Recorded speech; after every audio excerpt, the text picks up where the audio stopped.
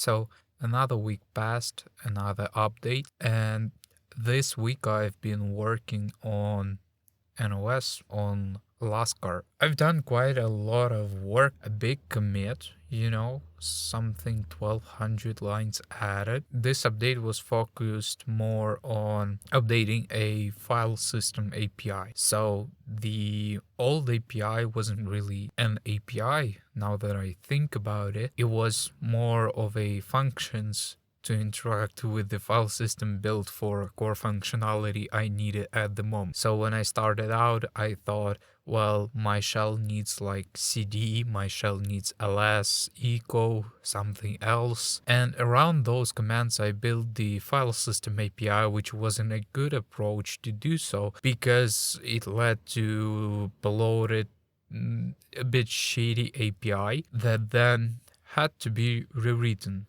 And I rewritten it in favor of more UNIX-like API, which means some standard commands like open, write, read, seek, close, and so on. And it actually was also possible to do only now because now I have a dynamic memory allocation. In order for those to work, I would need to walk the cluster chain each time. I'd need some static buffer of a fixed size, which was before it was 512. Now it's dependent on FAT32 metadata that we are reading from the first cluster. So it was possible to do only now just because I got a dynamic memory allocation. At least I think it is just because of that, and it works more properly, I'd say, with buffer now big enough to consume the whole cluster as opposed splitting too big cluster into the constraints of a statically sized buffer that I couldn't change at the moment. So I'm pretty happy with how it turned out. I'm pretty happy with how API looks at the moment and how it works. I haven't tested it a lot, but I believe it's pretty stable, I'd say. Like I tried some echo, ls, mkd, whatnot. Added an ram command since you gotta remove. And now that I got proper API, ram is not recursive yet.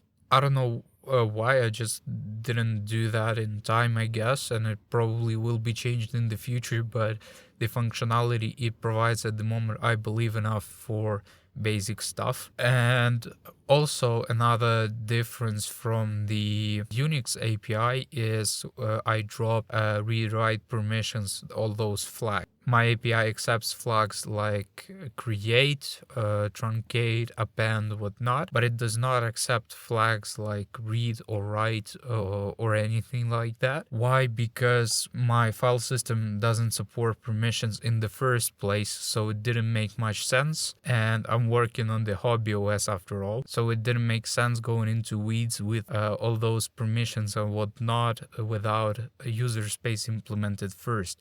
Not only user space, I don't even have a scheduler yet. So that's kind of where the project is going to be going. The next thing I hope to implement is scheduler, interrupts, and that's kind of it. I think that's the whole update on the Laskar, basically just file system API. Commit mostly was bloated by the changes that were supposed to be made in order for all commands to work properly.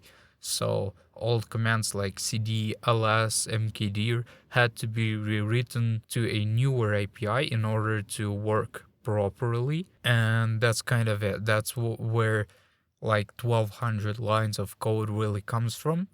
Although the API itself took like 700, I believe. I'm not really sure. And yeah, that's the whole commit, that's the whole update. The next one's gonna be Denali. I'm hoping to implement remote, but goodbye. Have a nice day.